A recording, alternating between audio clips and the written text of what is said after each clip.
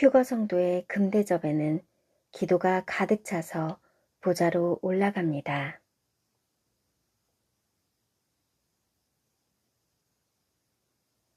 노아 시대에 방주 밖에 있는 사람들은 당일까지 홍수가 오는 것을 알지 못했습니다.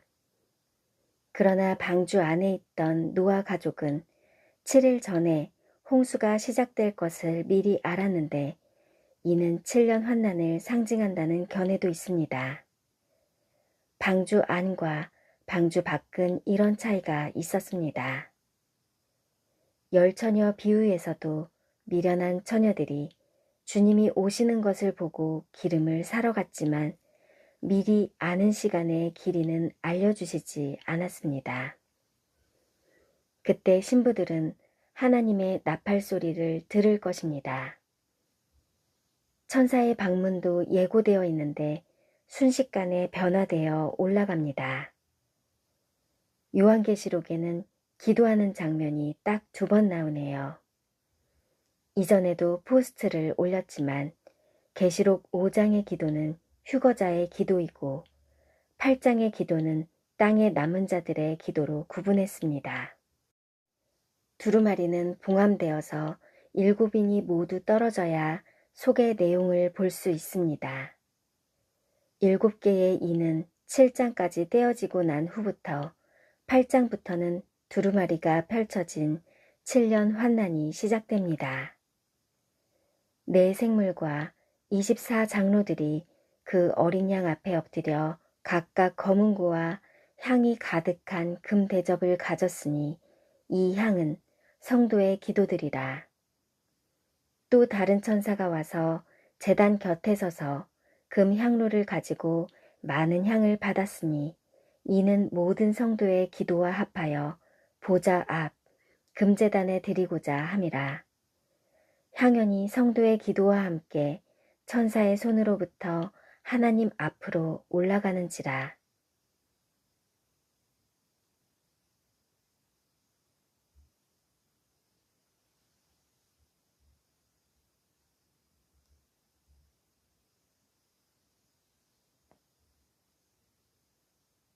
환난 전 성도들의 기도는 24장로들이 각각 금대접은 가졌는데 내 생물을 제외하더라도 24개의 금대접이 있습니다.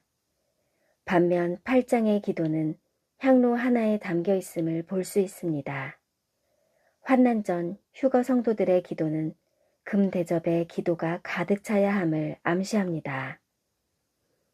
휴거자의 기도는 개별적으로 금대접에 담겨 있습니다. 사람은 그릇에 비유합니다.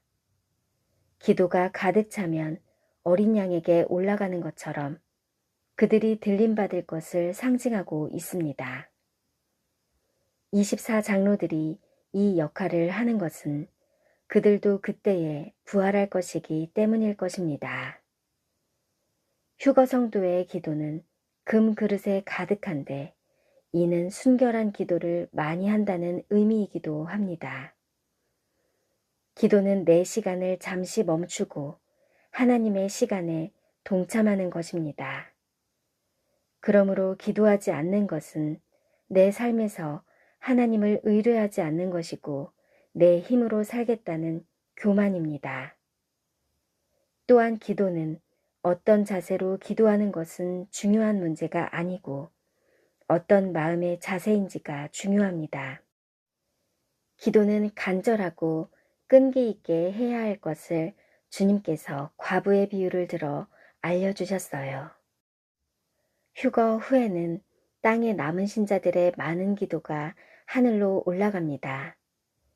그들의 기도는 천사들의 손에 들려 금제단에 드리는데 7년 환난에서 천사들이 임무교대를 한 것으로 이해할 수 있습니다. 제단은 제물이 바쳐지는 곳으로 남은 자들이 순교의 제물이 될 것도 암시하고 있습니다. 휴거 성도의 금 그릇에는 기도가 가득 차야 합니다. 휴거자의 영성이 어떠한지 기도를 통해 가장 쉽게 드러나기 때문입니다. 기도는 그들에게 중요한 주제임이 틀림없습니다. 슬기로운 5처녀의 기름이 남아있던 이유도 기도를 멈추지 않았기 때문입니다. 기도는 회개를 통해 더러워진 두루마기를 어린 양의 피로 씻어낼 수 있습니다. 흉악한 죄들에 결박되어 있는 신자들은 무거운 죄를 지고 올라갈 수 없어요. 가벼운 자들이 올라갑니다. 대접에 각종 죄들로 가득하다면 하나님께서 그를 사용하실 수 없어요. 대접 안에 불순물이 비워져야 거룩한 것으로 채울 수 있습니다.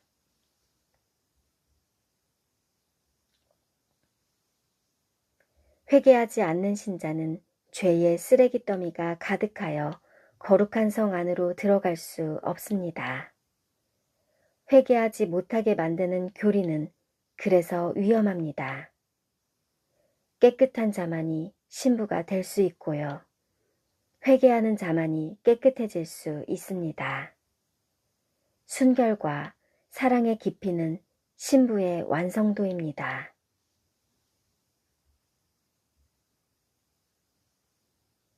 내 기도의 금대접에는 기도가 가득 차 있을까요?